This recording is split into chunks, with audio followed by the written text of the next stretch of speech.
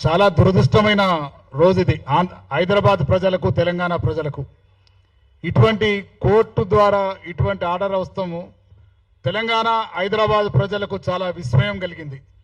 చాలా బాధతో ఉన్నారు ప్రజలందరూ కూడా. ఏంటిది మళ్ళీ దొంగల రాజ్యం వస్తుందా అని.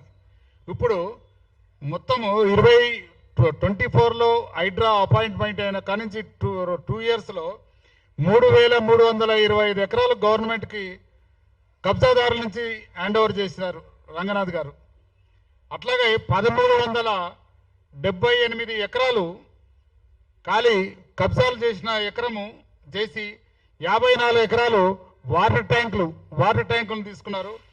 90 ఎకరాలు రోడ్ల ఏరియాను తీసుకున్నారు, పార్క్ ఏరియాలను తీసుకున్నారు. 52 ఎకరాలు రోడ్ ఏరియాలను తీసుకున్నారు. ఇంత ప్రాపర్టీ 1,50,000 కోట్ల ప్రాపర్టీని 2 సంవత్సరాల్లో రికవరీ చేసి కబ్జాదారుల నుంచి తీసుకొచ్చిన ఘనత హైడ్రాది.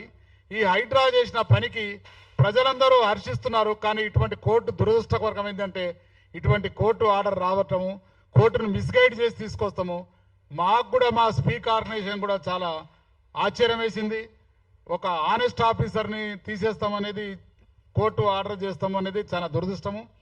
అయితే ఇటువంటి ఆర్డర్ మీద సింగిల్ జడ్జి నుంచి వచ్చింది.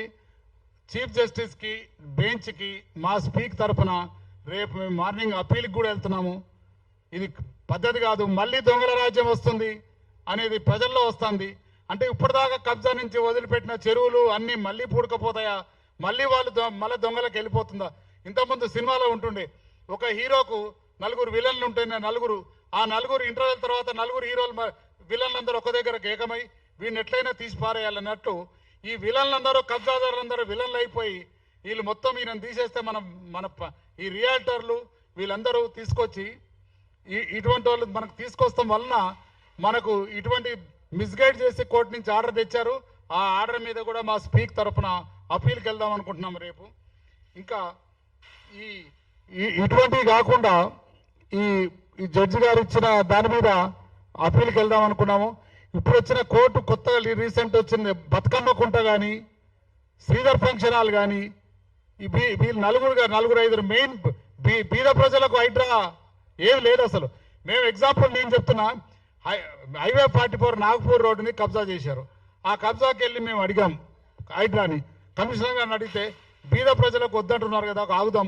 బీద ప్రజలు కానీ ఎవరన్నా కానీ కబ్జా పెట్టి తీసేయాల్సిందే, లేకపోతే రోడ్డు ఆగిపోయింది. ఇప్పుడు 1 ఇయర్ నుంచి రోడ్డు ఆగింది వరకు. ఇటువంటి మనము అందరి తీయాలి. కానీ వచ్చింది బీద ప్రజలకు ఇబ్బంది కాలే. ఇవాళ వచ్చింది కోర్టులో వేసిన 63 కోట్లు కంటెంప్ట్ అయిన కోట్లు అందరూ భూ కబ్జాదారులు పెద్దవాళ్ళే. వీళ్ళ ఆటలు సాగుతలేవని చేసిన కబ్జాదారులు విలన్లు వీళ్ళందరూ. ఈ వీళ్ళ కోసము, ఇటువంటి వాళ్ళ కోసం పేద ప్రజలకు నష్టమవుతుంది. ఇప్పుడు దీనివల్ల మళ్ళా చెరువులు మళ్ళీ ఎండిపోతాయా? ఇప్పుడు వర్షాలు వస్తున్నాయి ఎదురుగా, మనం చూస్తూనే ఉన్నాం. ఇవాళ వాన పడుతుంది, మళ్ళా వాన పడంగానే హైడ్రా గుర్తొస్తుంది. ఇటువంటి మళ్ళీ వస్తారా? మళ్ళీ వీళ్ళు కబ్జాలంతా నిండిపోతాయా? మళ్ళీ కమిషనర్ రాకపోతే, హైడ్రా రాకపోతే మళ్ళీ నిండిపోతాయని ప్రజలకు భయాందోళన కలుగుతున్నాయి. ప్రభుత్వం కూడా తీసుకుంటుందా? మేము కూడా స్పీక్ తరఫున పోరాడతాము. మళ్ళీ హైడ్రా యాక్టివ్ ఉండాలి, హైడ్రా కమిషనర్ రావాలి. మళ్ళీ యాక్టివ్గా ఈ దొంగల బారి నుంచి రక్షించి హైడ్రాను హైదరాబాద్కి కాకుండా హెచ్ఎండిఏ పరిధికి కూడా విస్తరించాలని ప్రజలు అడుగుతున్నారు. ఇంకా మాకు కావాలి, హైడ్రా మాకు కావాలి. ఎందుకంటే కబ్జాదారులను వదిలిపెట్టండి. చాలా బీద ప్రజలే లాస్ అవుతున్నారు దీంట్లో. కాబట్టి హైడ్రా వచ్చిన తర్వాత ఈ దొంగల రాజ్యం పోతుంది, మంచోళ్ళకు వస్తాయి. ఇండ్లు కానీ బీదోళ్ళు కొన్నవి కూడా నిలబడిపోతాయని ఉన్నది. అటువంటిది ఖచ్చితంగా ఆస్కారం జరుగుతుందని మేము ఆశిస్తున్నాము. అట్లాగే స్పీక్ తరఫున మేము వెళ్ళి దీనికి పోరాడుతుంటాము అని మేము చెప్తున్నాం మీకు తరఫున.